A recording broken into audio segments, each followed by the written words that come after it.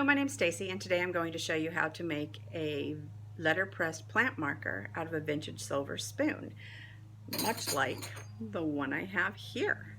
Now, if you can't bring yourself to flatten a perfectly good piece of silverware, I absolutely get it. So you can just pick yourself up a plant marker like this. This is aluminum. They have them in zinc and copper, I believe, and the material is soft enough to create a really nice deep impression. So I'm going to be providing you with links for all the supplies you're going to need to make your own plant markers. So let's get started.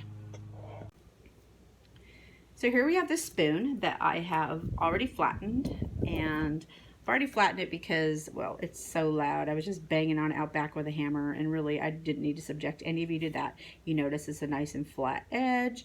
I haven't really cared to polish this up because, well, it's just going to go in dirt, but enough polish so you can kind of see where I'm working. When you flatten a spoon, there's always going to be a little bit of wrinkling and a little bit of dimples because, you know, flattening a curved object is kind of tough without splitting your edges, and you don't want to do that. And you don't want to just create all these sharp edges there if you don't want them. So, and speaking of sharp edges, you can always flatten a fork and use that. And I'm going to tell you, the forks are great and they flatten real nicely, as you can see.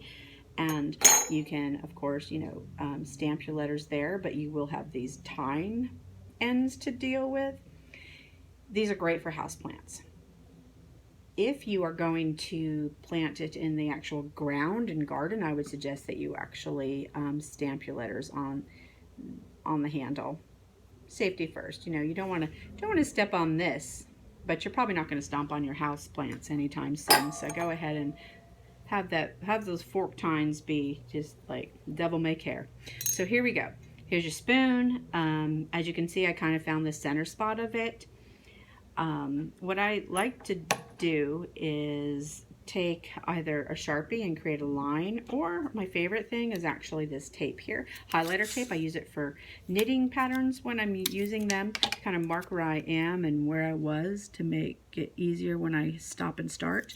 I'm just going to do that, add that. And part of the reason I do that too is that because I like the fact that it causes just a little bit of a stopping place, like the tape is a little bit raised there, so you can stop and hopefully do kind of a straightish line. So the type, I use this metal type. Of course, this particular set is from Harbor Freight, really inexpensive. And I also have lots of really more expensive font sets that I've bought.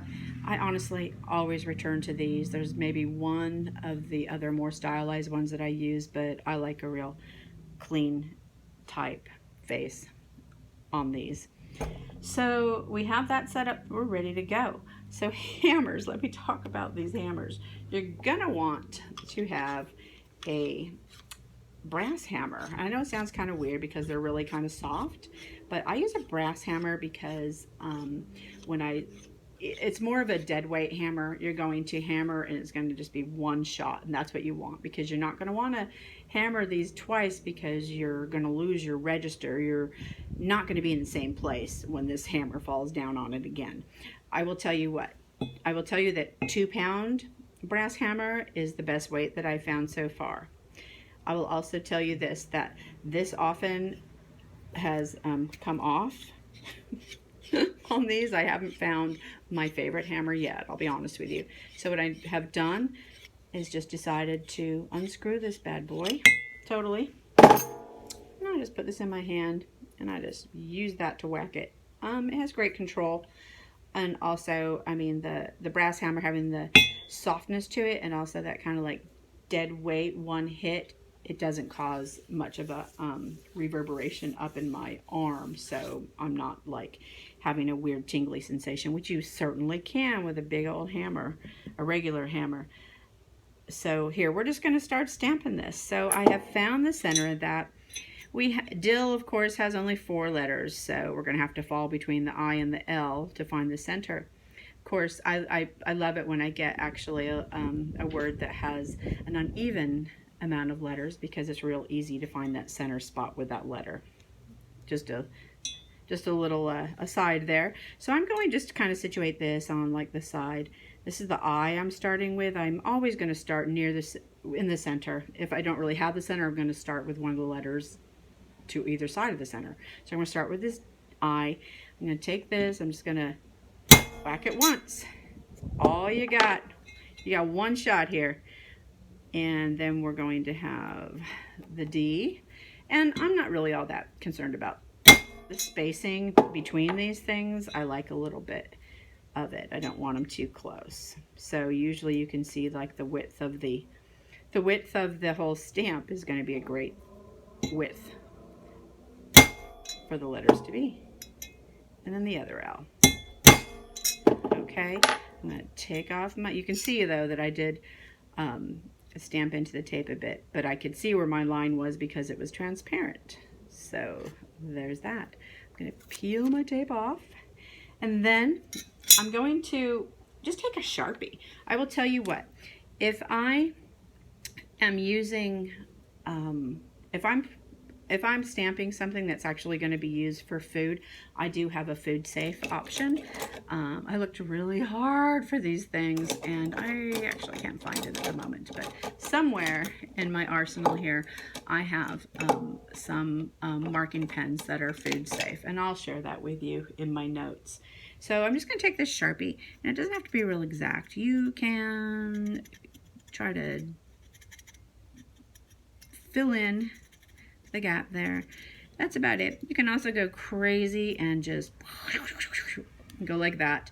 That works too, but you know, then you have more to clean off. So I'm gonna let this dry though for a little bit. So we want it to dry because we don't want to take off all of the black that's settled into our newly exposed edges, like the impression, because we want it to pop. So we're gonna let that dry. We're not going to let it dry too long, tell you what. You'll try to blow it a little.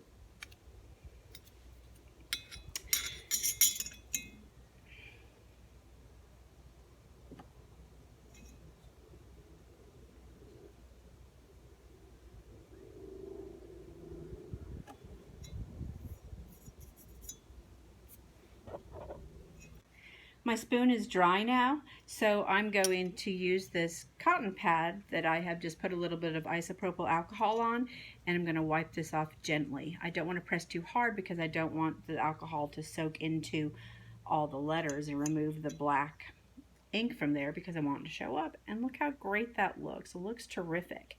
Now you can polish these up a little bit if you want. We have, there's polishing cloths that you can buy, which work great.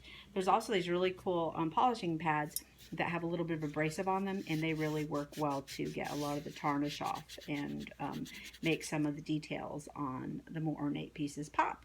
So here you go. There's a lovely dill marker for a lovely dill plant.